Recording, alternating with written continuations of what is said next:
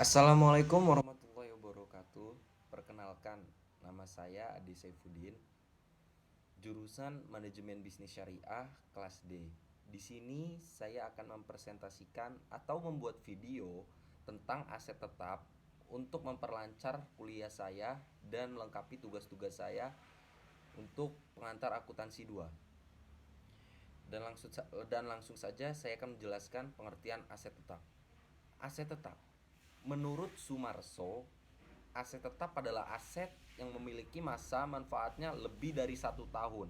Lebih dari 1 tahun. Digunakan dalam kegiatan perusahaan. Dimiliki tidak untuk dijual kembali dengan kegiatan normal perusahaan serta nilainya cukup besar. Menurut Ikatan Akuntan Indonesia atau IAI atau IAI, menurut PSAK nomor 16 revisi tahun 2011 mengemukakan pengertian aset tetap. Aset tetap adalah aset berwujud yang memiliki nilai untuk digunakan dalam produksi atau penyediaan barang atau jasa untuk direntalkan kepada pihak lain atau untuk tujuan administratif dan diharapkan untuk digunakan selama lebih dari satu periode. Satu periode itu ya tergantung ya mungkin 4 sampai 5 tahun. Dan menurut S.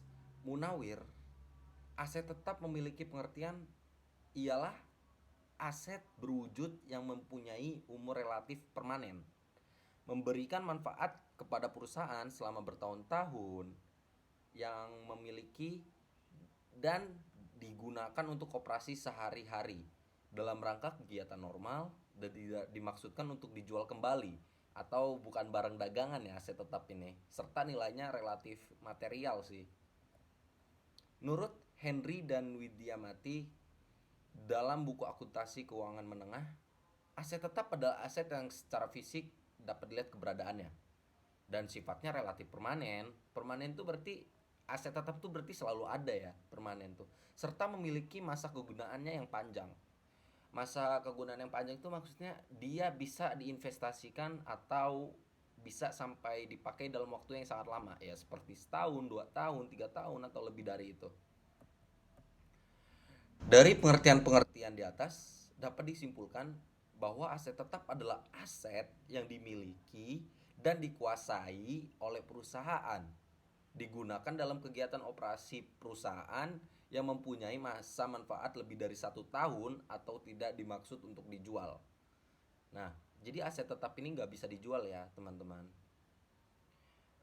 Karakteristik aset tetap. Menurut Harnanto, karakteristik aset tetap yaitu yang pertama, dimiliki atau dikuasai oleh perusahaan. Ya setiap perusahaan wajib memiliki aset tetap dong. Dan kedua, mempunyai bentuk fisik. Aset tetap ini punya bentuk fisik seperti ya dalam bentuk uang, dalam bentuk barang, dalam bentuk apapun itu, tetapi yaitu asetnya tetap dan berupa fisik. Ketiga, memberikan manfaat di masa yang akan datang.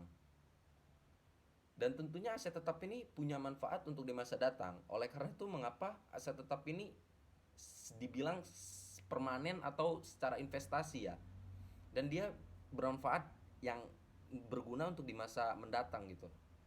Dan yang keempat, dipakai atau digunakan secara aktif di dalam kegiatan normal perusahaan atau dimiliki tidak sebagai suatu investasi atau untuk dijual kembali. Nah, yang maksud saya untuk investasi itu bukan kayak misalnya kita investasi nih.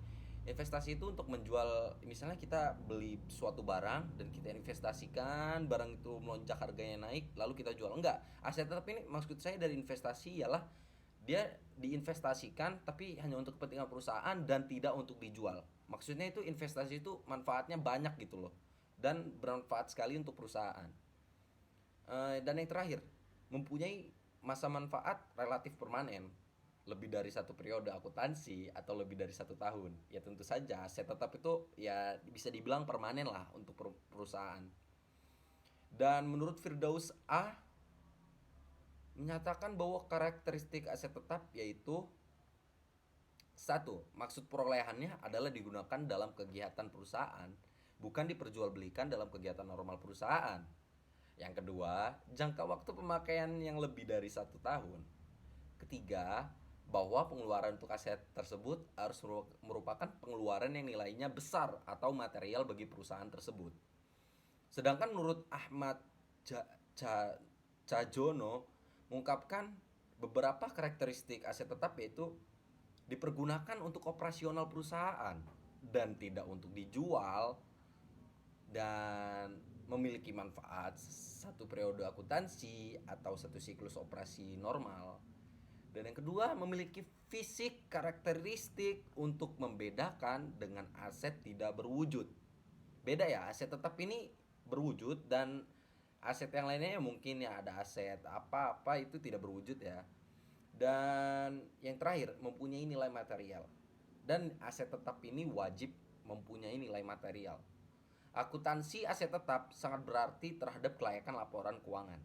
Kesalahan dalam nilai aset tetap dapat mengakibatkan kesalahan yang cukup material karena nilai investasi yang ditanamkan pada aset tetap relatif besar.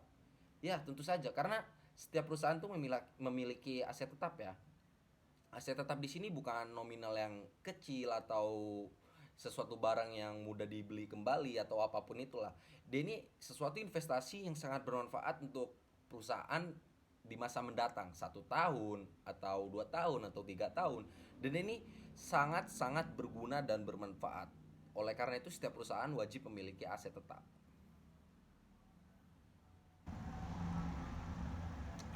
Klarifikasi aset tetap. Aset tetap yang dimiliki oleh perusahaan sangat beragam.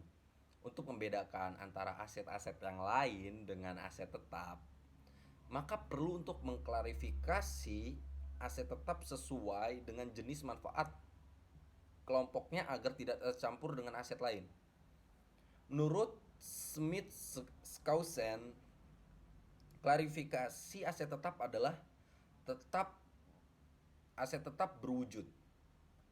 Yang pertama, aset tetap berwujud memiliki bentuk fisik dan dengan demikian dapat dinikmati satu alat atau lebih panca indera dan memiliki karakteristik umum, yaitu memberi manfaat ekonomi pada masa mendatang bagi perusahaan. Aset tertentu yang umum dilaporkan di dalam kategori ini meliputi: A. Tanah merupakan harta yang digunakan untuk tujuan usaha dan tidak dikenali penyusutan, maka biaya yang dikenakan pada tanah merupakan biaya yang secara langsung berhubungan dengan masa manfaat yang tidak terbatas. Dan perbaikan tanah merupakan peningkatan kegunaan dari tanah tersebut. Unsur-unsur dari tanah seperti pemetaan tanah, pengaspalan, pemagaran, saluran air, instalasi listrik, dan lain-lain. Dan yang ketiga, bangunan yang didirikan untuk menempatkan operasi perusahaan, baik bangunan untuk kantor, toko, pabrik, gedung-gedung, digunakan dalam kegiatan utama perusahaan. Akan tetapi bangunan yang tidak digunakan dalam kegiatan perusahaan, yaitu bangunan yang belum menjadi dalam tahap pembangunan, tidak dapat diklarifikasi sebagai aset tetap.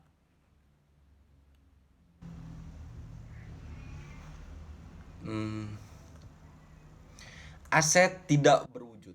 Dan yang kedua, aset tidak berwujud didefinisikan sebagai aset yang tidak memiliki bentuk fisik. Buktinya, ada aset ini terdapat dalam bentuk perjanjian kontrak atau paten. Hal ini memenuhi definisi aset karena adanya manfaat mendatang. Aset berikut ini umumnya dilaporkan sebagai aset tidak berwujud. Yang pertama, paten. Paten suatu hak eksklusif yang memungkinkan seseorang atau penemu atau pencipta untuk mengendalikan produksi, penjualan, atau penggunaan dari temuan ciptaannya. Yang kedua, merek dagang. Suatu hak eksklusif yang mengizinkan suatu simbol, label, dan rancangan khusus. Yang ketiga, hak cipta. Suatu hak eksklusif yang mengizinkan seseorang untuk menjual, memberi izin, atau mengendalikan pekerjaannya. Dan yang keempat, goodwill adalah sumber daya, faktor, dan kondisi tidak berwujud lainnya yang memungkinkan perusahaan untuk mendapatkan laba di atas laba normal dengan aset yang diidentifikasi. Perolehan aset tetap. Cara perolehan aset tetap akan mempengaruhi akuntansi dari aset tetap, khususnya mengenai masalah harga perolehannya yang merupakan dasar pencatatan suatu aset tetap. Harga perolehan tersebut menyangkupi seluruh biaya-biaya dalam rangka aset tetap sampai dengan aset tetap tersebut siap untuk digunakan. Aset tetap dapat diperoleh perusahaan dengan berbagai cara, diantaranya sebagai berikut. Aset tetap, pembelian aset tetap dapat dilakukan dengan dua cara, yaitu pembelian tunai atau pembelian kredit. Pembelian tunai adalah cara perolehan aset tetap dengan cara perusahaan mengeluarkan sejumlah uang tunai. Aset yang dicatat dalam perkiraan akuntansi adalah senilai kas yang dibayarkan. Pembelian dengan angsuran atau kredit, perolehan aset tetap dengan angsurannya kredit dilakukan di kemudian hari secara angsuran serta ada bunganya. Pada pembelian angsuran atau kredit, dalam harga perolehan aset tetap tidak boleh termasuk bunga. Bunga selama masa angsuran harus dikeluarkan dari perolehan dan pembebanan sebagai biaya bunga selama masa angsuran. Jurnal pembelian tunai, aset tetap, kas. Jurnal pembelian kredit, aset tetap, utang. 2. Perolehan aset tetap dengan cara pertukaran. Pertukaran adalah perolehan aset tetap dengan menyerahkan aset tetap yang dimiliki untuk dipertukarkan dengan aset tetap yang baru. Jadi ditukar gitu ya, di upgrade lah istilahnya, di replace. Pertukaran dapat terjadi antara aset tidak sejenis dengan aset yang sejenis. Pertukaran aset yang tidak sejenis adalah penukaran aset yang sifatnya dan fungsinya tidak sama. Misalnya, tanah dengan kendaraan yang digunakan sebagai dasar pencatatan aset yang diperoleh pada tanggal transaksi terjadi harus diakui sebagai laba atau rugi. Pencatatan harga perolehannya yaitu harga pasar aset yang diserahkan ditambah uang yang dibayarkan apabila harga tidak diketahui, maka harga perolehan aset tetap berwujud yang sejenis adalah pertukaran aset yang sifat dan fungsinya sama. Fungsinya sama. Misalnya pertukaran mesin dan mesin, pertukaran tanah dan tanah, pertukaran suatu barang misalnya seperti emas dan emas. Jurnal yang dibuat untuk pertukaran aset aset yang tidak sejenis dalam keadaan laba adalah tanah, akum, penyusutan kendaraan, laba dari pelepasan kendaraan.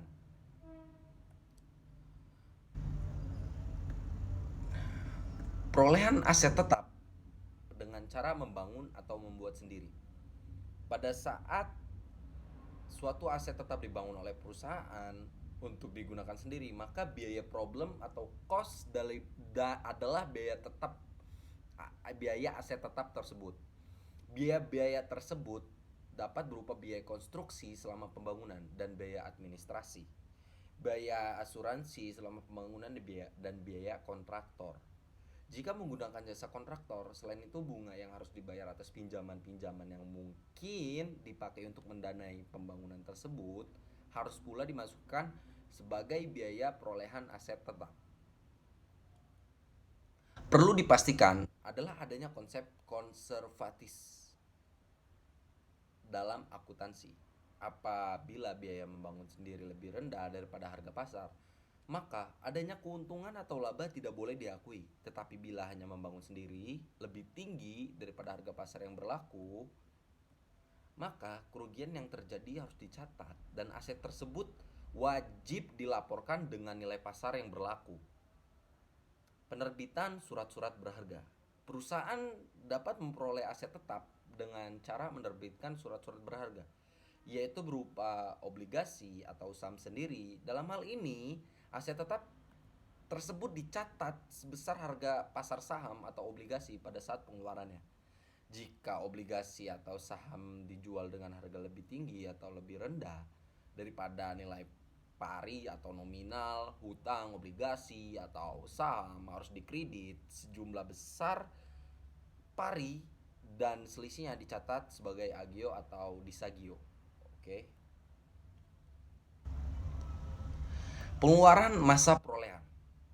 Dalam standar akuntansi keuangan PSAK nomor 16 revisi tahun 2011 paragraf ke-7 menyatakan bahwa biaya perolehan aset tetap harus diakui sebagai aset jika dan hanya jika A. kemungkinan besar entitas akan memperoleh manfaat ekonomi masa depan dari aset tersebut.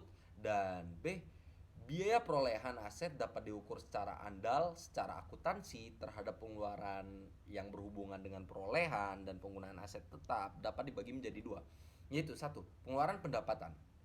Menurut Sumarso, bahwa pengeluaran pendapatan adalah pengeluaran-pengeluaran yang hanya mendatangkan manfaat untuk tahun di mana pengeluaran tersebut dilakukan. Oleh karena itu, pengeluaran pendapatan akan dicatat sebagai beban.